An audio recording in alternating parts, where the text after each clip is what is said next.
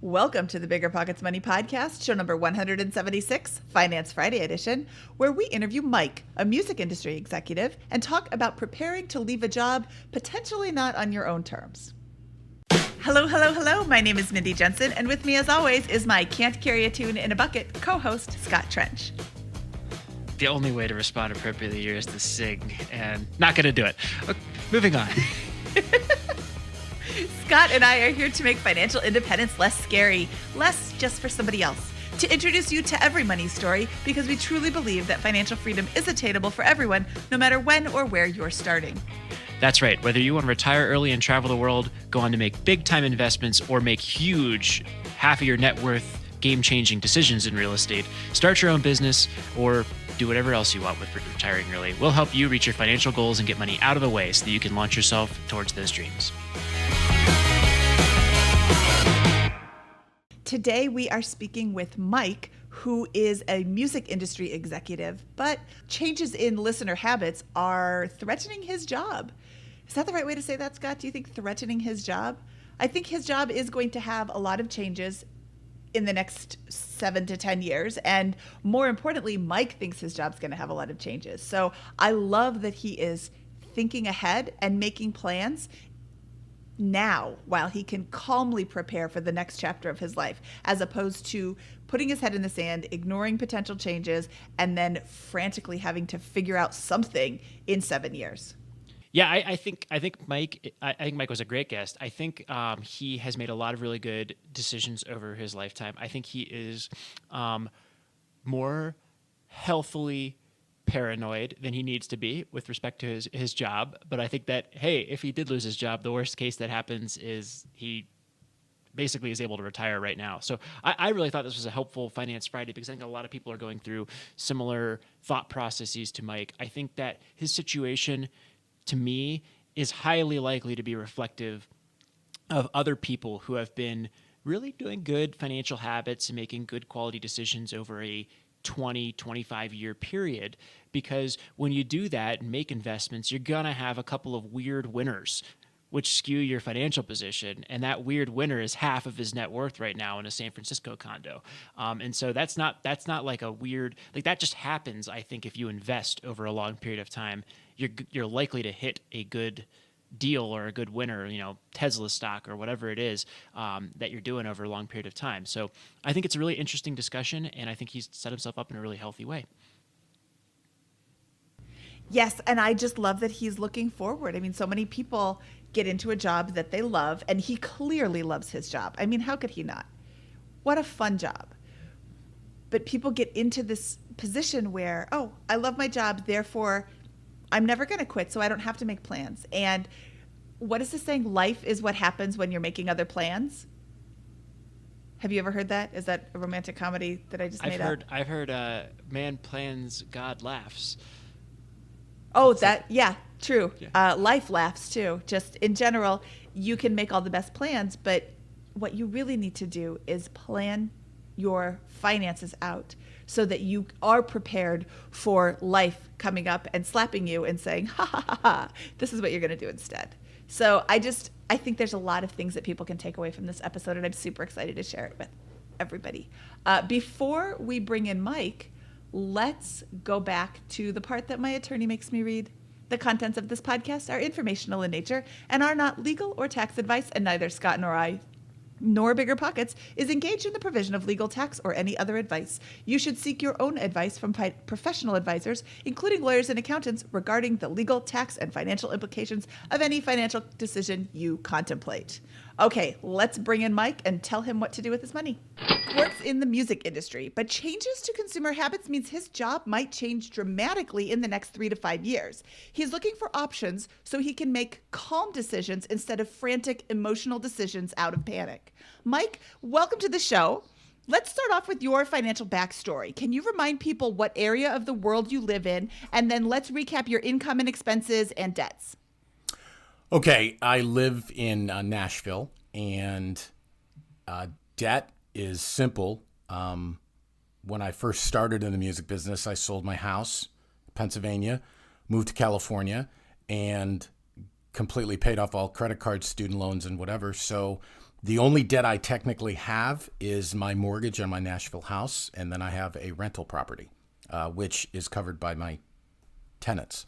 So, I know some people say, well, you're not debt free until you have the mortgage paid off, but essentially I'm debt free because the mortgage is so cheap at this point after refinancing. Okay, so the salary is 135 base, and then we get a bonus every year, and that fluctuates, but typically it's around $25,000 to $30,000 if we do very well. And then I don't know if this should be counted or not, but I a lot of times count the company match for the 401k because it's a substantial amount of money. It's $7,000 to $8,000 per year. So to me, that's found money. So I throw that in there too. I love that. Absolutely. And are there any other sources of income outside of the base bonus and 401k match? I used to, this is the key word, bring in around $4,200 a year with the condo that I own in San Francisco. However, times have radically changed in the last year, and I'm still fortunate that I do have one of the 3 tenants left. But I am now subsidizing that. So beginning this past January, a couple of months ago, I'm subsidizing it. So up until January, I hadn't lost any money, but I certainly was not bringing in the $4,200 profit after all expenses paid as I was the last few years. So you're bringing in a $44,000 a month in cash flow from the property prior to the pandemic. Actually, $5,300. $5,300 is what I was collecting. Correct. And then paying the mortgage, taxes, HOA fee, all that. Real estate sounds like it's a part of it. Could you walk us through the major components of your net worth, maybe starting with the largest assets and moving your way down? The largest asset outside of the condo. Let's talk about the condo. How much is it worth? It bounces between 1.4 and 1.6 million. Okay, wow. Correct. And what's your debt on that? Just about $600,000 now. It's like 606, 604.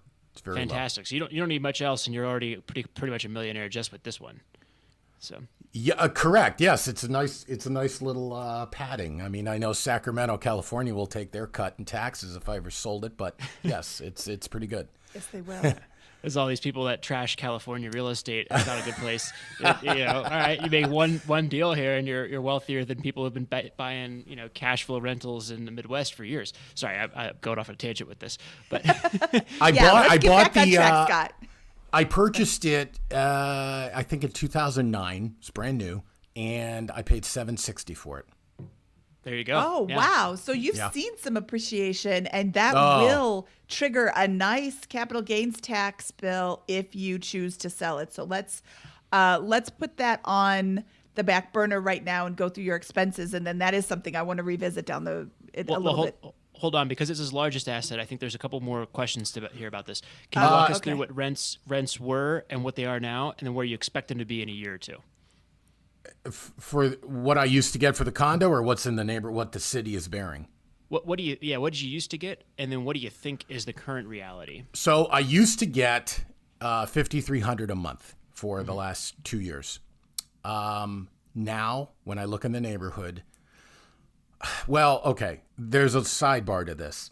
There is this just came about in the last few years. There's heavy rent control now in San Francisco, and so I keep up on the news every week in San Francisco, and some of the landlords, if I understood these news stories correct, are not raising the rents, because I'll look on different rental sites, and I'll be like, okay, what's going on in the neighborhood? And rents are still $44,000, $4,500, something like that, $5,000 I've even seen, and I have a 3-bedroom. So what I kind of heard on the news when they were interviewing landlords is they're like, we're going to ride this out, because if we get someone in there for, say, $3,000, we can only raise it 1% or whatever it is per year, and it'll take us a decade to get back to regular market rate from a year ago, 2019. So that, I think, that was very eye-opening when I saw that. I don't want to go in and say, well, just to get a tenant in there, I'll take $3,000, and then all of a sudden they stay, which is good. There's nothing wrong with staying, but I'm going to be subsidizing that along the way for several years until they move out because of the laws. That is super important. We don't have rent control. Do we have any rent control in Denver, Scott? I do not believe so. Yeah, so that is something that I have never even considered, but absolutely you can only raise your rent a certain amount per month if you're in a rent controlled area. Wow, that gives you yet something else to think about before you start renting out your properties. Yeah, I mean, they had some of these landlords in the South Bay down towards, San Jose, Google, Mountain View, and, they're just like, yeah, they're empty, but that's all right. We're going to ride it out like that. And it was very eye-opening a couple weeks ago when I saw that news story. So I would have never thought of that. What is the current status is vacant? No, I had 3 guys in there, and one got married, one left to work out of town, and the other guy actually is moving. He got a new job too, but until the pandemic is lifted, he asked if I could make a deal with him, and I said yes. And so basically, I'm charging $2,455 for it. And my thought, after talking with some former coworkers and friends in the Bay Area, it's better to have some money than no money coming in. A friend of mine has 2 condos in Oakland. She hasn't had a look in probably 6 months because there's so much inventory. So that's where I was just like, you know what? Stabilization is better than nothing, and I don't mind. I mean, not that I like throwing in some cash every month, but I'd rather do just a few dollars than pay the whole nut. So, I thank you for this context. So we've got a fantastic winner of a real estate deal here, where you've made $750,000, but some problems in the current and in a murky go forward look here, where the current game seems to be wait and see and not do anything that would lock you in and kill your options right now. Is that right? Yes, but there's one more caveat that I should tell you, and that is that 3 blocks from my condo, this is arguably one of the hottest neighborhoods in the city. They just built the new Chase Center 3 blocks from there, where the Golden State Warriors, they were supposed to move. I mean, they've moved, but no one could go to the games just yet. But I mean, this neighborhood for the next decade, once things get back to normal, it's going to be popping. So that's kind of like, well, it's not just an ordinary condo in an ordinary neighborhood. There's so much promise there. You have the San Francisco Children's Hospital 3 blocks away. Uber's headquarters were there. I think they probably scaled it back. I mean, there's a lot going on. So in the long game, there's a lot to consider. So I refer to this somewhat morbidly as bleeding in the short run, but you're bleeding in this condo because you're paying what's the mortgage payment, and what is your the mortgage payment is to round it up, it's $4,000 a month. Okay. And then you're receiving $2,500. So you're putting $1,500 in cash in when there are no maintenance issues. No, I'm putting about $1,900 in, because HOAs are $650. Then I have the insurance, all that on it. But the taxes are folded in with the $4,000 mortgage payment. So I mean, they were more than covering everything prior to this. Okay, great. One last question about the condo. Are short-term rentals allowed in San Francisco, and are they allowed in this building? I don't know the answer to that. I would have to find out. Yeah, that would be something to consider. Episode 131 of the BiggerPockets Real Estate Podcast talks to Serge Shukat, and he has an apartment building that is around the corner from a cancer center. And you mentioned is it the Children's Hospital? Yes. Nearby. So he has a lot of people coming into his units to stay during cancer treatment. I'm wondering if there is a short-term or even like a longer short-term option. Some cities have limited it to 30 days or more. But if you're coming in for treatment at the Children's Hospital, maybe you would be there for 30 days or more. So that's an option going forward if short-term rentals are allowed in the unit. So, yeah, it's actually UCSF, so it's a college children's hospital. Yeah. But I mean, it's also on the main subway line, and they built the Chinatown subway extension, and then they're doing the high-speed rail.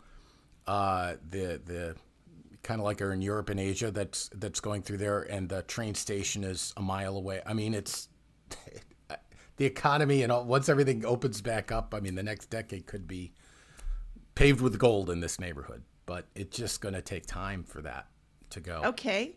And I guess I do have one last question. Sure. How long can you afford to subsidize this condo? Indefinitely. I have more than a cushion, which Okay, when we that's go through good. all my other net worth, you'll see. If I have to dig into this bucket or that bucket, I can more than do it. Okay, I love that answer. I love that you didn't buy 7 of these condos and then you're barely No. scraping by and you can't afford to keep them. Okay, well, let's look at your expenses. We've covered income and debts. Where is your money going every month? Wait. Before we get to expenses, can we keep walking through the net worth statement? So we're just doing one thing here. What's the next largest asset after the condo? My company 401k, there's about 546,000 in it. Nice, that's awesome. Oh, And you just take the match yeah. every year? I max it out every year, correct? You max it out every year. Okay, great. Yeah. Then there is the company stock plan that we are offered, which we get to buy our stock at a reduced rate. It matures after 5 years. There's 10,500 in that, and yet last year was the first year it paid off. So continually now it continues to roll. Every year I get paid off from the 5 years previous. Next would be just general stocks. I have about $76,000 there. I have $7,000 in certificate of deposits at the bank. I have a brokerage account, which I just have index funds investments. That's at $307,000. I have a Roth at $44,000, an IRA at $84,000. Not last year, but 2019, I got into the REITs, that an online REIT investment. That's $54,000. I have a personal investment with someone for $10,000. I have an emergency fund of cash in my savings account of $22,000, and then the condo is approximately $800,000 equity. What about a primary residence? I owe $206,000 on the primary residence. The value swings between $450,000 and $500,000. However, I don't count the house that I live in my net worth, because if I really ran into financial straits and had to sell it, I got probably $250,000 equity. However, I need a place to live, so that's why I don't count that. No, absolutely. It makes perfect sense. I just wanted to point out that, I had suspected something like that because you keep moving to like the most happening city at the perfect time and buying property there. With Nashville and it sounds like Sacramento. When I talked to my friends from San Francisco when I moved here and I bought it, and the first number was a 3. It was 318, I think. And they were like, "What? You should have bought 2 more." And I should have, because the same house today, there's no more 2s and 3s anymore. Everything now begins with a 4 or 5 or better. No, I mean, like buying in San Francisco in 2009 looks genius, and buying in Nashville, 4 or 5, I don't know, I'm guessing 4 or 5 years ago, somewhere around that point, 7 years ago I bought. Yeah, that's perfect. I mean, that it's just like that. Nashville is one of the hottest markets in the entire country over the last 5, 6, 7 years. So there's no office workers or tourists downtown, but there are a lot of cement trucks and cranes and construction workers, pandemic or no. It's just that they keep building. Well, I want to know where you're moving next so that I can go buy a house there too.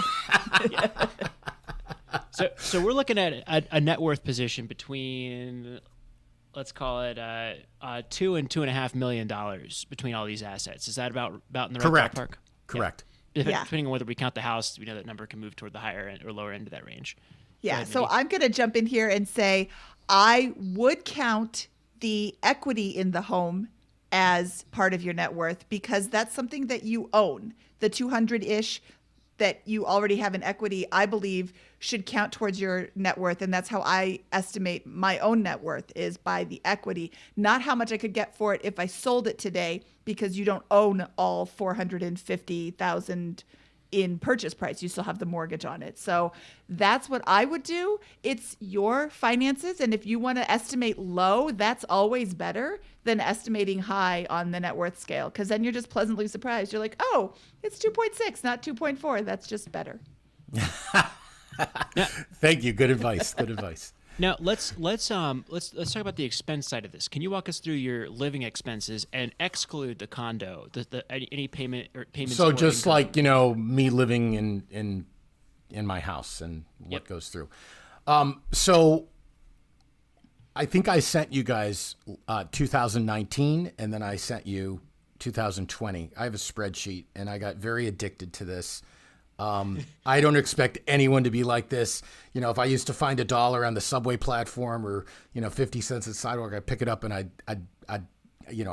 count it on my spreadsheet. I know it's crazy, but I have a friend that does that with her food. She weighs everything out. So it's like, I think Liz from Frugalwood said this one time, it's a game, and I've gotten addicted to the game, but I don't expect anyone to do this. I love your personal budget and how precise you are. And that's really important, because when you're trying to figure out what levers can I pull to make the most change in my life, you look and you're like, oh, spending a lot of time on this makes no sense. Spending a lot of time on this makes a lot more sense. So I think it's great. And like I keep saying all the time, personal finance is personal.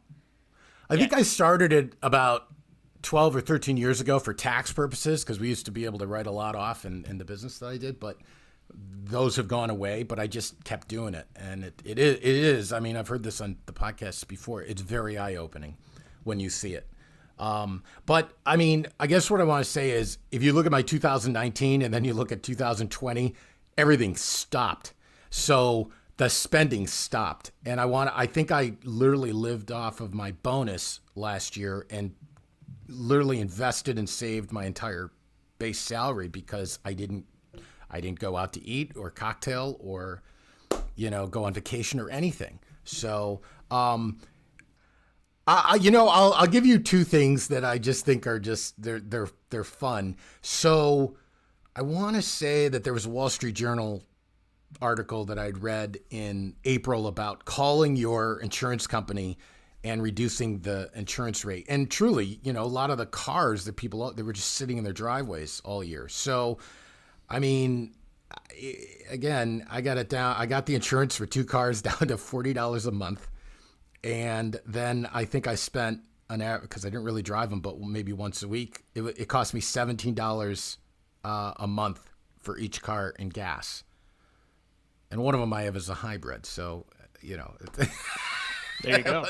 Who spends that? Who spends $70 a month in gas for a car? Nobody. Me last April. Don't drive. Yeah. Yeah. So, but yeah, I think I love craft cocktails. I like really nice wine. I really like really nice coffee. But I just, that's kind of what I spend things. And then I'll say that's this where my too. budget goes to.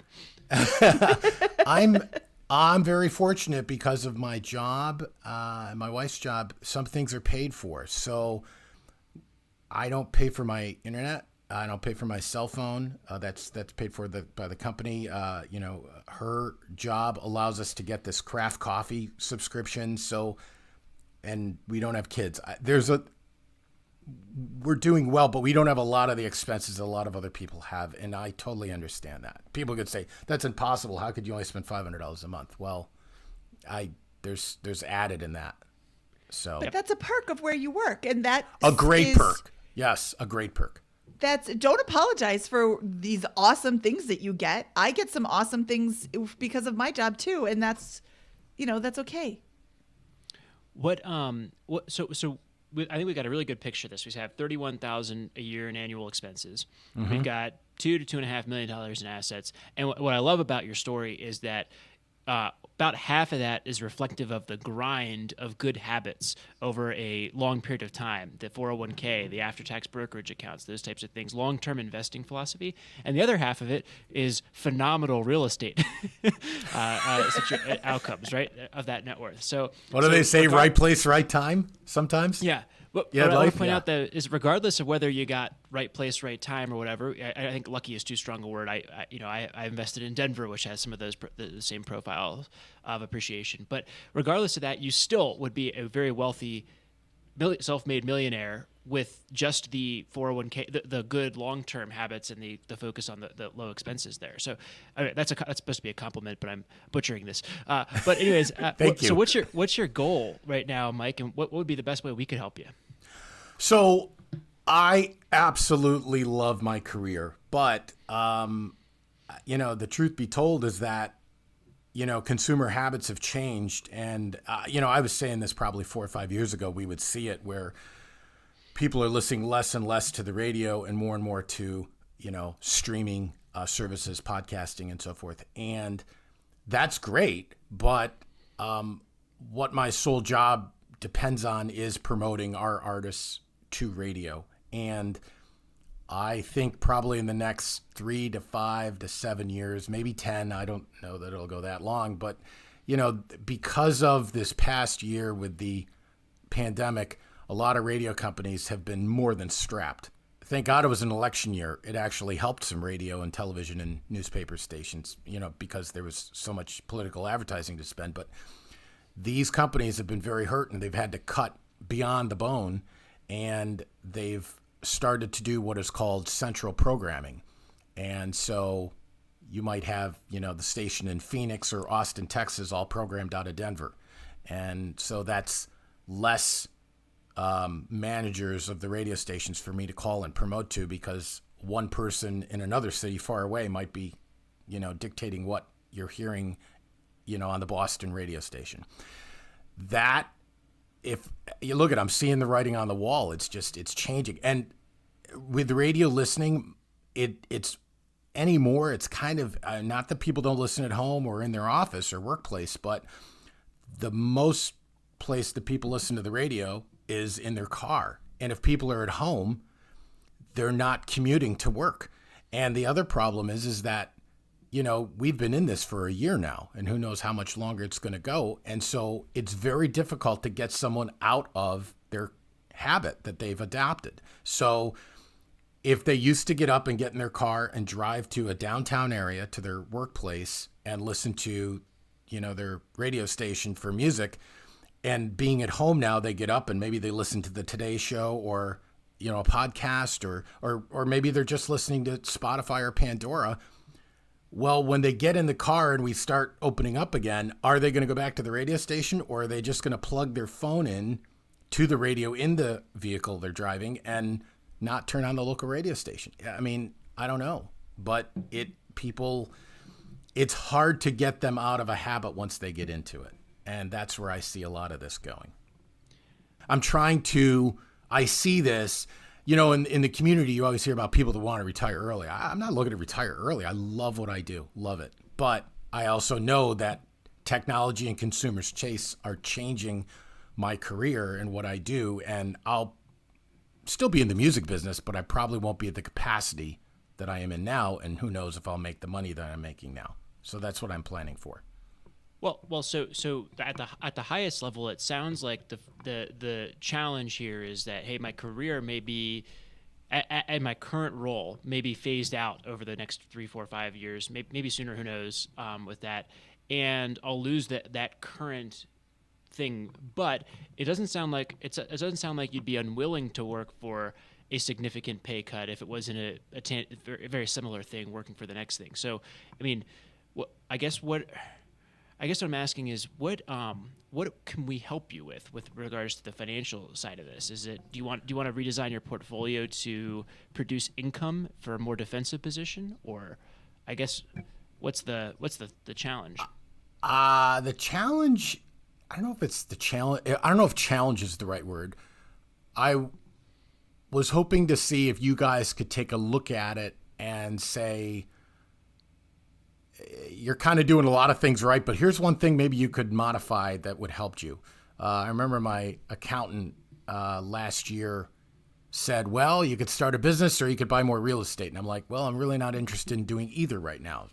But those were the only two pieces of advice that he had for me to lower my, taxable income or to, modify my investment strategy. You know what I mean? So I'm kind of like, well, okay, if that's all that you have, maybe that could be a good thing that I'm doing everything right. Or maybe I need to ask a few different people and see if they see it a different way. I mean, if real estate wasn't out of control like it is now, I might consider buying another condo, but everything is so overpriced right now. So that's not an option for me. And I'm not interested in starting a business. let me just like spew some thoughts about your situation and see if any of this is helpful, right?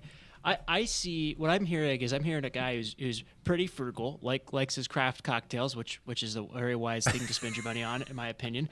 But you're spending 1/4 of your annual income on an after-tax basis, at least, not counting any of your investments and those types of things. You could take a pay cut in half. You could drive Uber for 30 hours a week and still be able to cash flow your living situation. The way that it may be 40 to 45 hours a week. But you do not have an expensive lifestyle, and you've got a substantial amount of assets. Your portfolio is reflective of really good habits conducted over a very long period of time with a pretty sound underlying philosophy there. And then again, these two huge winners in real estate. You're over-indexed in real estate or overweighted in real estate because you had a gigantic freaking winner in this San Francisco property, right? So it's not like that's a mistake or anything with your portfolio. You can easily, you have this bleed on your San Francisco property, but you can sustain it indefinitely at your current rate, and you could probably sustain it even if you lost 30-40% of your salary. If you lost half your salary, now all of a sudden you have to figure out another way to make up some of that income. But like, you have an extremely defensive financial position that I think is just fantastic and liberating with that. But if you were to retire tomorrow, then you would have to make some changes to your portfolio in order for it to produce more income directly that would enable you to actually spend that income. So that I don't know, that rant over there. Any reactions to what I just said with that? I mean, I think I am unique. I think when a lot of this started and I started, reading and listening to everything in the community, it was, the common thing was tech workers that just hated a cubicle and wanted to get out early. That's not my case at all. I mean, I absolutely love my career and what I do. I mean, we always joke, especially when you're at a concert having a couple of beers with your clients, it's like, this is like college with an expense account. So I'm not looking to, change that. It's fantastic. I mean, movies, music, television, fashion, tech, sports create pop culture. That's what I'm a part of, and I just love it. So I'm not looking to, just do something different, but I do know it's coming quick. It's going to change. Not this year, I don't think, not even maybe next year, but it's coming. And I think to use a pun, when the music stops, I want a chair. I want a comfortable one. And then what do they always say? It's like, so now you have options. What are your options going to be? Do you work for a specific artist, a management company, a touring company? Do you still work for another record label? I don't know. I mean, you're open to all of it, but it will change. So that's what I'm trying to plan for immensely. So yeah, and I think you're 100% wise to do so. I think, like what I would often what we'll see, and I'll give you examples of people who are not you to help you think about, see my perspective on some of this, right?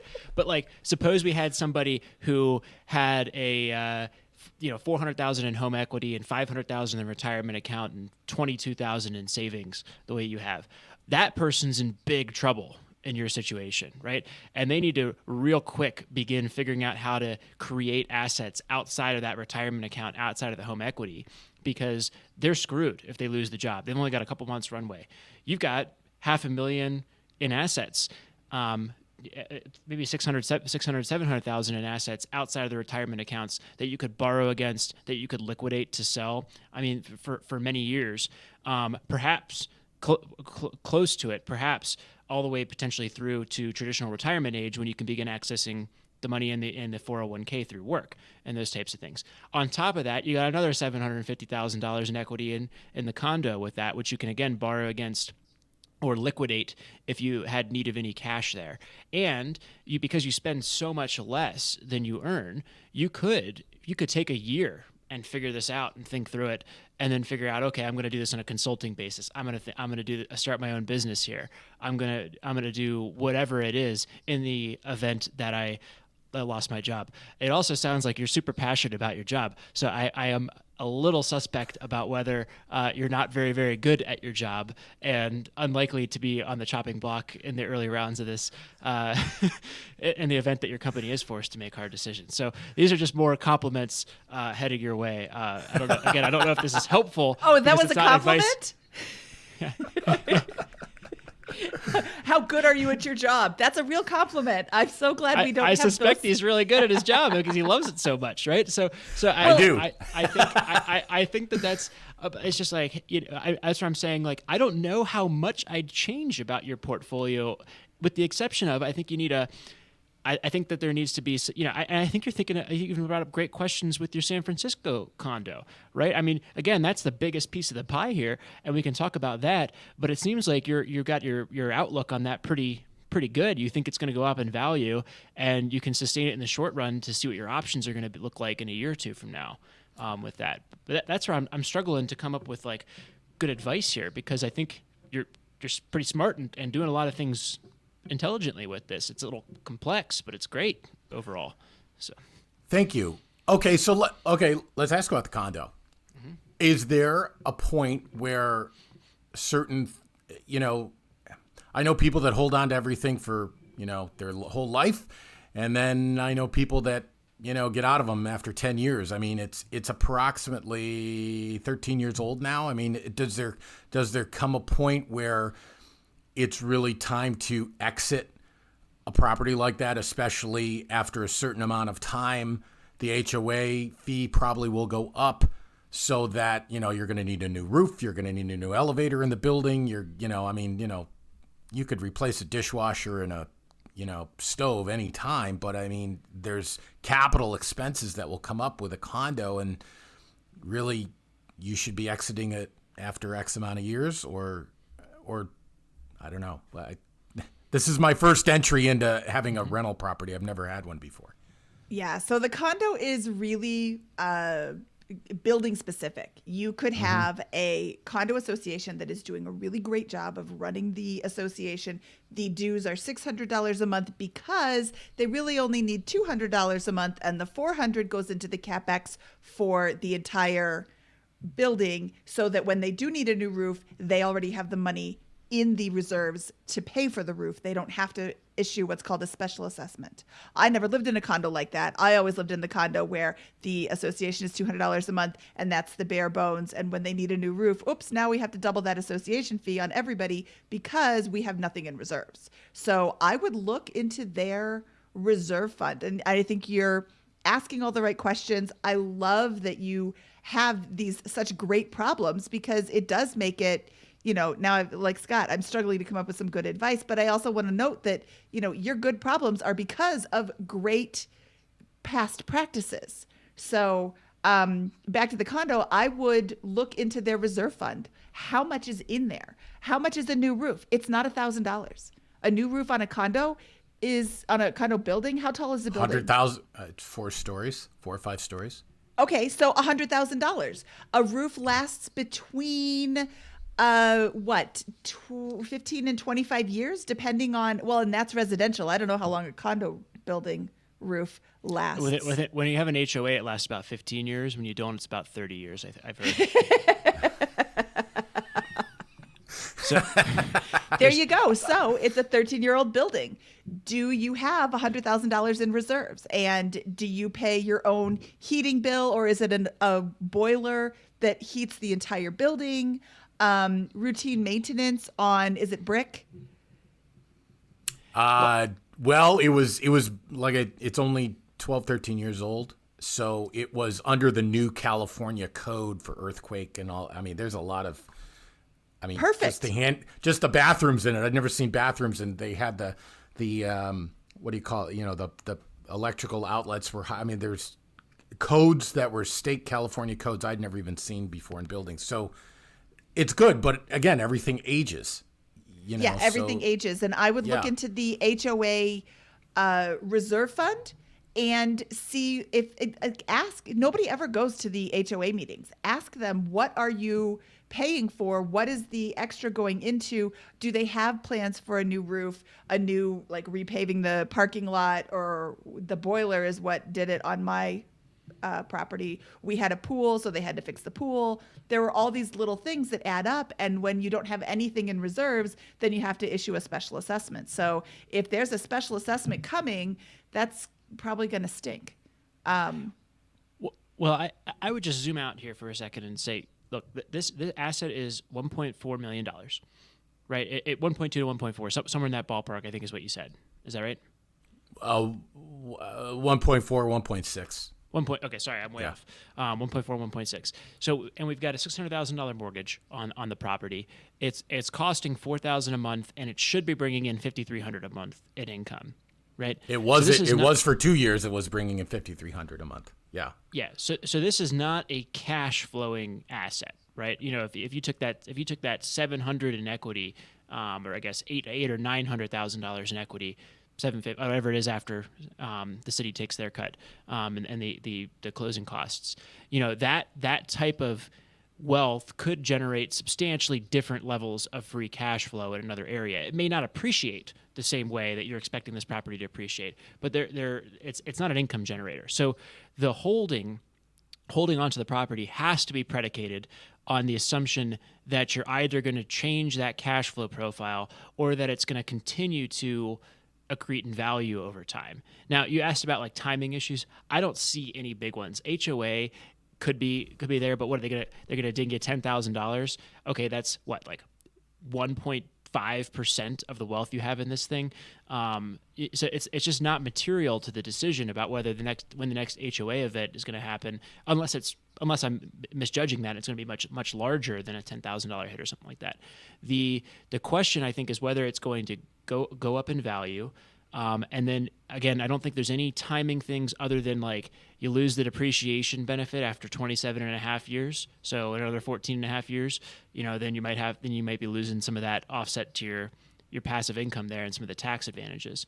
But I think that's what it boils down to for me is, can you change that cash flow profile? Short-term rentals, you already do rent by the room, which is a pretty good way to increase rent for in a lot of ways. But or you know, how confident are you that the local market conditions are going to continue to carry this property up in value? This is your largest asset and the biggest stakes thing here. But the great news about your position in the first place is that you don't even need this asset in order to sustain what you're going on here because of the other good stuff you've got going on.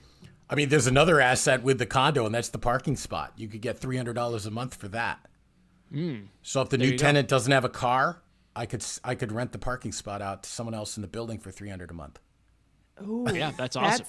That's important too. So I was gonna get to that as well. The market of San Francisco. You just mentioned that your friend in Oakland hasn't even had anybody looking at her property in 6 months. I have friends who live in San Francisco, and a couple of years ago, there would be a line for the opportunity to put money down on a rental in San Francisco. It was so hot with COVID happening. All of these companies have said, oh, we're not going to expand into the city anymore. All of our employees can go live someplace else because they're all working from home anyway. And why pay these super high rents in the Bay Area when you can go live in Iowa where you're from and pay $1,000 and have a palace with super high speed internet and, you know, get all this as well. So Scott said, how confident are you in the market? San Francisco has been hot. I used to live in Turlock. San Francisco has been hot since I lived there in second grade, which was a couple of years ago. So I don't know that it will never be hot again, but I've heard a lot of people saying that the market has gone down and it is much more difficult to find a tenant. So, you know, how long do you think that's going to last? Yeah, I don't know. I mean, I remember Manhattan used to be like that too. You know, when I was growing up, it was, you just did. And then you think, I'm like, boy, 15 years ago, if you bought something, you know, in Manhattan now, it's amazing. I don't know. I wonder, you know, what's gone through my mind is, do you cash out and then put this into index funds and maybe make a better profit over the long run in the stock market, or hang on to the condo and hope for more appreciation. That's kind of where my, I don't know if there's a right or a wrong answer in that. No, absolutely. The challenge with that is, it's always more difficult to exit a real estate investment than to enter it because of the closing costs with those types of things, right? So if you were to zero base your portfolio and you had let's say it's 800 in equity in the property, and if you sell it, it will be 750 after closing costs. I'm making this up. But somewhere, no, it'll be less than that. But let's call it 700 in after closing costs. That's way high. That's very conservative with the closing cost estimate. But okay, I've got $700K in cash. What do I do with that right now? And so that's one question to go about asking. But then you also have to recognize, like, hey, the problem is, though, I've got 800 locked up in this property, and so the only way I'm going to get to that 700 is by paying the taxes, the closing costs, the whatever. I mean, the after taxes is going to be even less than that, right? I mean, we've got a huge gain that we're going to be declaring on this property. So I think that's where the challenge is going to come from. And I think it's probably helpful to construct the portfolio from the ground up and say, if I was zero basing and it was I converted everything to cash and restarted, how does that look?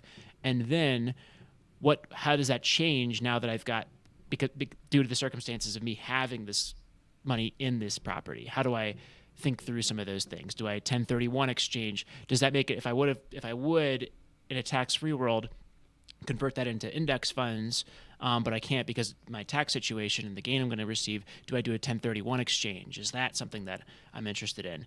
Is now the right time? Do I feel like I should just pay the $2,000 a month to get better optionality in a year or two, or at least have a clearer line of sight and be more certain after this pandemic is over, if that's a thing?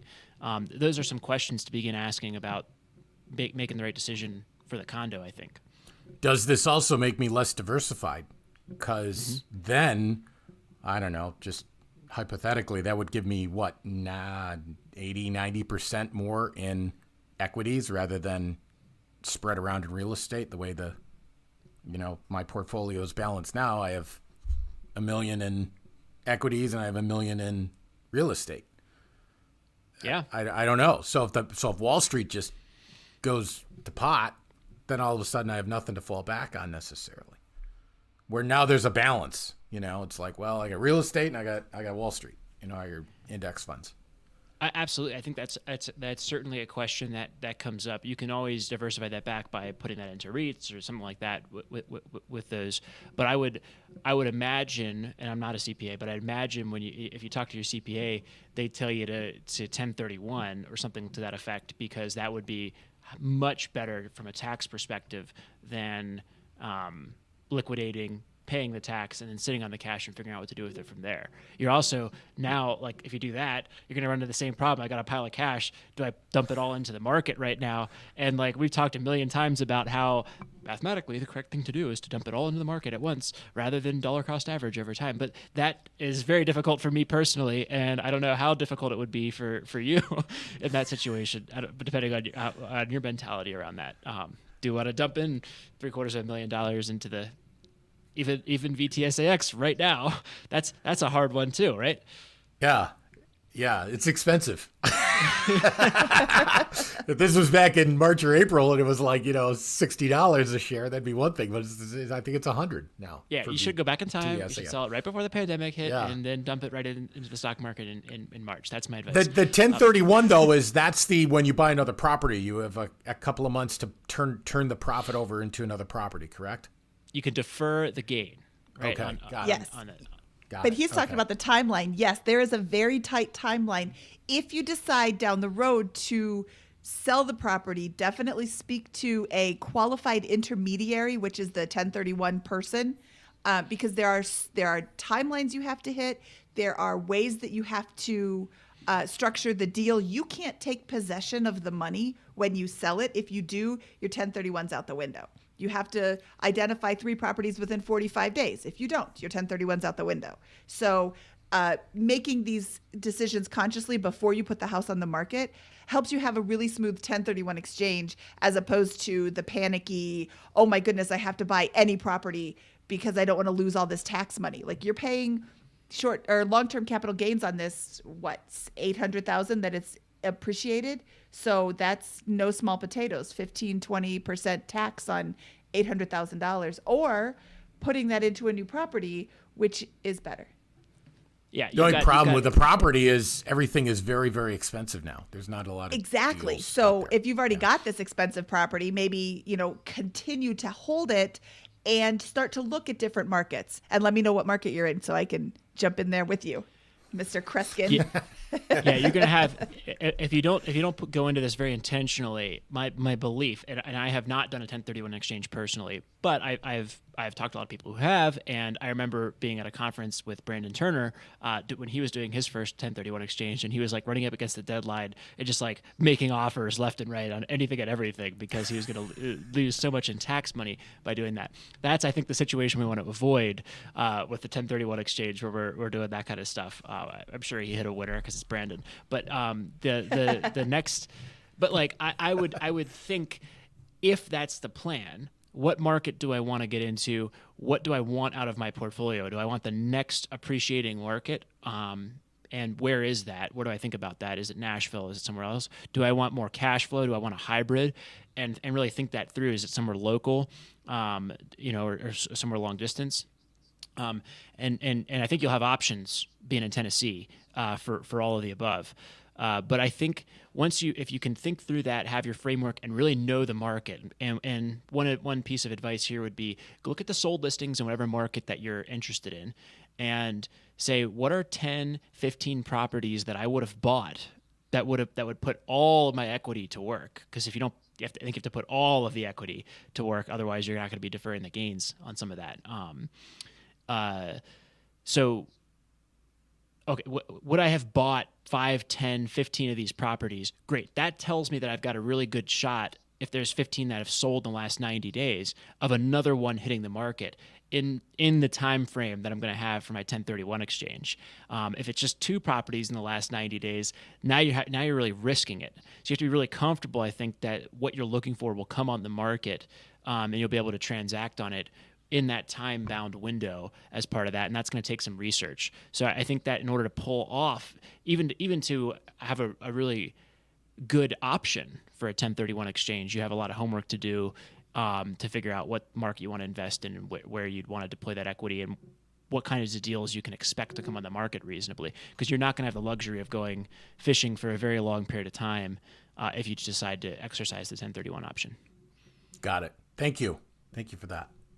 Okay. Absolutely. There's nothing else then, huh? There's no other meat off the bone to pick on this. I mean, I think, yeah, I really think the summary here is like, yeah, sure. Like your position's complex. You could probably consolidate a couple of those investments, but like, that's just, I think, the nature of having a career and investing over a long period of time is you pick up these little assets like the 10 grand to your friend, or, the portion in that stock that happened to do really well.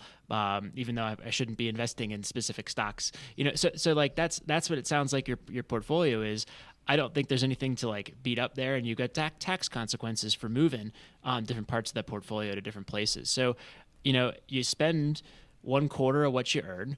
You've got these big winners in real estate. I think that, sorry, I know we're being disappointing and boring with this. We don't really have, I don't at least have too much for you on this. I think you've got a really strong situation, and, I think you're probably right to be worried about the music industry outlook, but you're probably over conservative on your own role. And even if you aren't, you'll be just fine.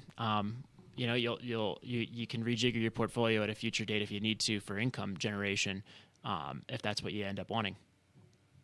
To recap, Mike came in hoping that we would be able to really show up his CPA and give him a lot of clear cut financial advice on what to do with his condo and these other types of things. And sorry, your CPA is probably reasonable with that, because we think you have a really strong position, Mike, and you're doing a lot of things right. And that's reflective, again, of a couple of right place, right time, as you like to call it, or smart real estate decisions, as the rest of us might refer to them. And then a lot of really good long-term habits. And, I think your correct to be conservative about your financial position and what the outlook on your career could be with consumer behaviors changing and those types of things. But I don't think there's a lot more really you can or you can really be doing to put up more defense against that. Worst case scenario, they eliminate your position one day and you retire. So I think I might take a sabbatical, and then I'll figure out what I'm going to do. I think that if that's the worst case, that's pretty good. And I think you've got a lot of creative things you can do to leverage your unique talents and strengths to either postpone that day as long as you enjoy what you're doing, or find alternatives in the event you work for yourself or something like that. In the event that were to happen. Yeah, I mean, I can't change what's going to happen with radio. So, in fact, we're even seeing it with the people that are in radio. I mean, there's more and more being put on their plate because the budgets are so tight. But you're right. When that changes for good, I'll just look for what's next. I know that. It's just I can see it coming at some point. Yeah, being aware of it's really important, and I love that you're even thinking of it. And yeah, like Scott said, I don't have a ton of suggestions to make to change what you're doing. We didn't really talk how much you're putting into your Roth IRA. If you're not maxing it out, I would think that that's a good place to So I just, side note of this, I just, after literally 20 years of having a financial advisor, I moved everything to Vanguard because that's where my 401k is based, and I started a brokerage account there like a year and a half ago. Obviously, the fees are a big part of that. It took me 2 years to really, I'm like, okay, I understand this, but let me kind of really dive into this and see. But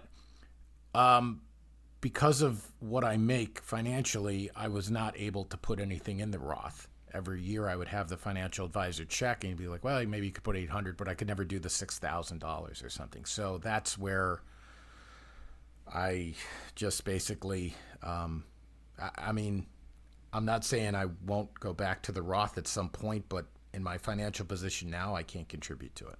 I know there's the backdoor Roth, but I think that I asked my accountant about that. And again, because of the financial, salary that I make, I can't really do not the mega backdoor Roth, but the ladder, the Roth conversion ladder. Oh, yeah. Right now you can't do a Roth conversion ladder because you make too much income. Having the too high of income to be able to contribute to a Roth IRA problem is a really great problem to have. I've heard you say that before. And I'll swim in those waters. That's fine. Yeah. Yeah. Should you be able to in the future, even if it's just $800, I would, because that grows tax-free. And why pay taxes when you don't have to? Yeah, that would be a good move for like a sabbatical year, for example, if that were to come up in the future. Absolutely. To take, say, $40,000 out of the 401k and then move it to do a Roth conversion with it, and then that's pay right. a Yes, small if you're amount of tax. if you're gonna have a year where you're gonna have low taxable income, that would be a good year to do that. And for example, if in a situation, well, I'm getting really complex here, but for example, if you were to get more involved in real estate and become a real estate professional, I bet you have a large taxable loss on your San Francisco property that is currently not, I don't think you're currently able to offset your income for that. You might be, depending on where the specifics of things lie.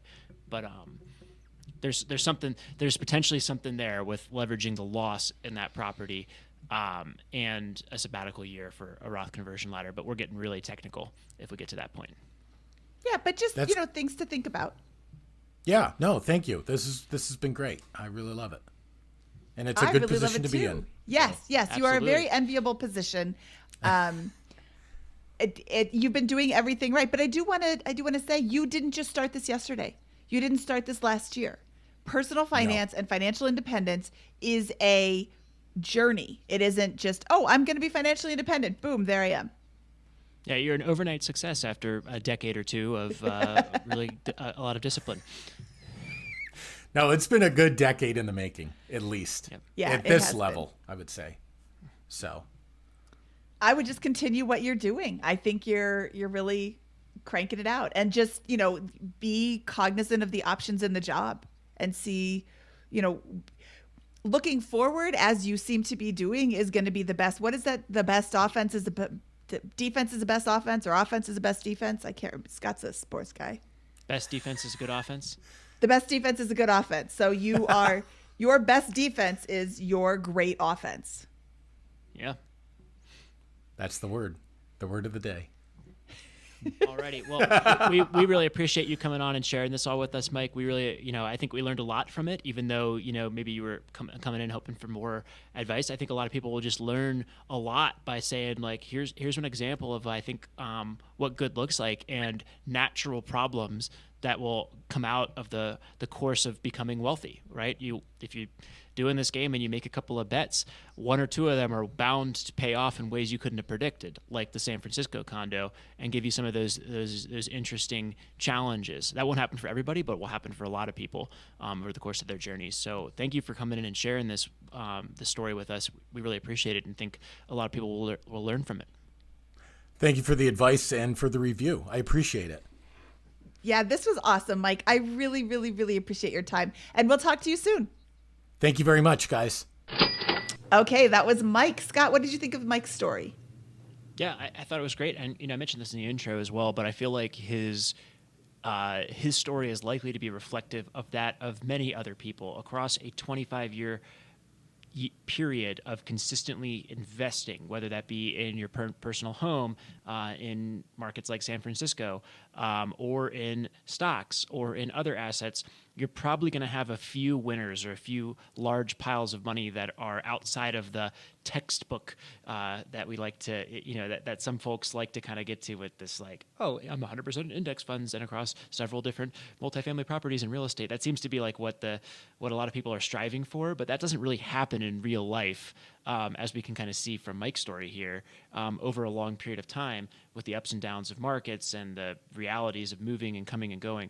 And I think that far from kind of like dismissing it as a lucky event, I think lots of people are probably in his situation and wondering what to do with $750,000 or $1 million in equity in what is effectively half of your portfolio. We get this question from time to time in the money group as well. Hey, I've got this one stock I invested in, Tesla or Apple or Microsoft or whatever, years and years ago, and now I've got uber amounts of money in it. What do I do from a tax perspective? It's a scary situation, and it's something that is a real deal and something to look forward to as a set of problems if you're starting this journey younger in life and have those 25 years to hit a few of those random winners you can't predict right now. Right. Some of these problems are, they are things that you need to be thinking about, but they're also really good problems to have. And Mike is hitting all of those things. He's got the really great problems to have, and I think we came up with some pretty good solutions for him. Absolutely. Should we get out of here, Scott? Let's do it. From episode 176 of the BiggerPockets Money Podcast, he is Scott Trench, and I am Mindy Jensen saying, be sweet, parakeet.